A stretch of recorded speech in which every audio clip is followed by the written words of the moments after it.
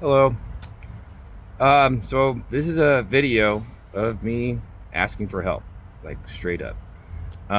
You'll see in the text in the caption above a little bit more what's going on, but this is me recording humility and communicating what it's like being a full-time entertainment worker in today's market, kind of thing, right? So when people talk about the gig economy or how like different jobs and how different industries are becoming gigified, people say that, but they often don't know what that really means, right? And what that means is that your work is not regular, and it's what we call like feast or famine, right? So in my field, I have busy seasons and I have slow seasons.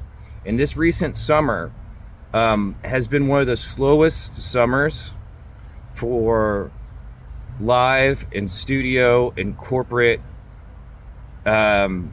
just audio, video, and stage work in general, kind of thing. It's context would be like one of my lead men told me that 927 would have like 90 concerts that they would support in a year, and this year they only had 65 of them, right? Which is, and of those 65, a good portion of them were in the fall. They weren't during the summertime.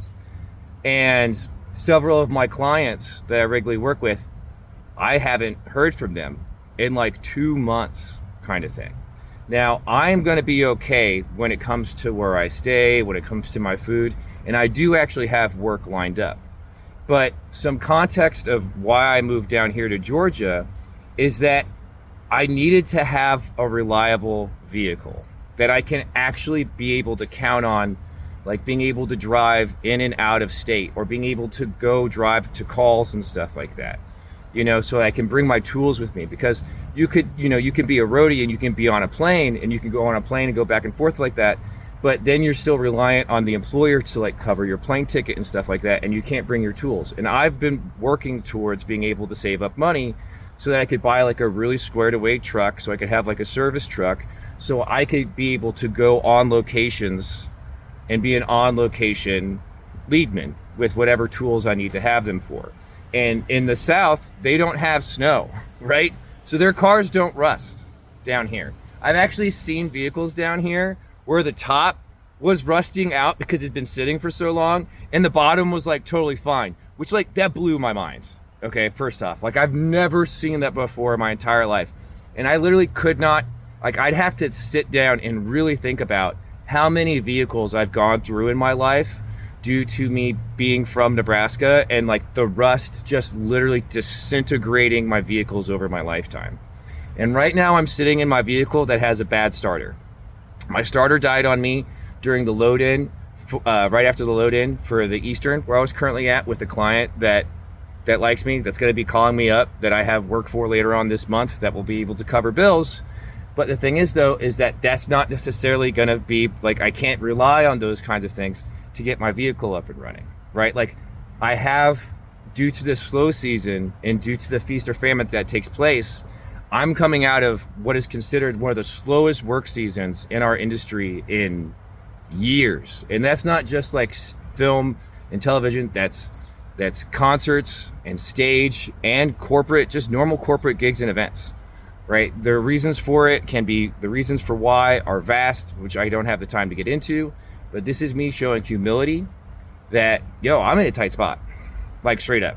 And I would greatly appreciate whatever you're capable of being able to send to be able to help me out in just getting my vehicle up and running. I can't tell you while I'm recording this video off the top of my head how much I'll need. I'll be calculating that and I'll be annotating it in the caption. But usually when something goes bad on your vehicle, I've diagnosed that it's the starter, but there's usually more than one thing. There's like a chain of problems that will need to be addressed. And I really like this. This is a 2005 Toyota Matrix. And I have friends and colleagues that are mechanics that I've done routine and preventive maintenance on it before, but it's 2005. Like the starter's 20 years old, like, so I can't be too mad about it, but it's also like, I just came out of incredibly slow season and I'm about to be going to my busy season. if I don't have a reliable vehicle, I'm just straight fucked. That's the shortest way to put it, right? So this is me asking for help. Like, this is me asking for help for me to be able to work, right? Because if I don't have a reliable vehicle, then that snowballs into other intense problems, kind of thing, right? And I do my best to like pay it forward when it comes to helping out others and to being a leader and to guide people down a path so that they know what they want to do for labor and for work and stuff like that.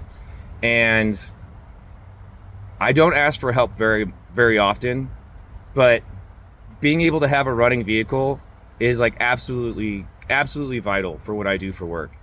And whatever you're willing to give me in this time of strife for me is greatly appreciated. And I thank you so much for your help. And I'm just wanting to do my best, right? I've always just ever wanted to just do my best and to create culture, to show people that you can make great things, that you can do great things, right? And for me to be able to do that, I have to be able to drive to the gig. I have to be able to drive to the call, right? And the starter on my vehicle going out, it seems like it's like, oh yeah, it's only like $40 to $50. But the thing is though, is that there's tires too. I need to swap out my tires. The vehicle itself is just old, right? It's 2005, and I've had other problems with it during my slow season, and I need to commit, like, I think it'll be less than $1,000 or like around $1,000. I need to be able to commit some time to actually do a lot of routine and preventative maintenance on this vehicle for it to be out of state drivable, I guess is the way to put it. And your assistance with that would be a huge deal. I don't know exactly how much I'm going to be asking for in this caption, but I thank you so much. Whatever you're willing to give will go incredibly long ways, and I will be giving updates accordingly about the process of me solving this problem. And I just want to say thank you for your time and thank you for listening. It's unfortunate that I had to make a video about this, but these are weird times, and we're all just doing our best to help each other out. And you can know that when you donate to helping me with my vehicle, know that I drive my fellow hands to work on a regular basis. Like, you're not, when you potentially donate, you're not just helping me. I regularly drive my fellow crewmen back and forth to calls on a regular basis, and having a vehicle is a huge deal in this industry. Like, it's often joked that you need to focus on your car payment before you even consider paying your rent, kind of thing, right? So y'all have a good one. Thank you very much for your time, and I hope you have a wonderful day.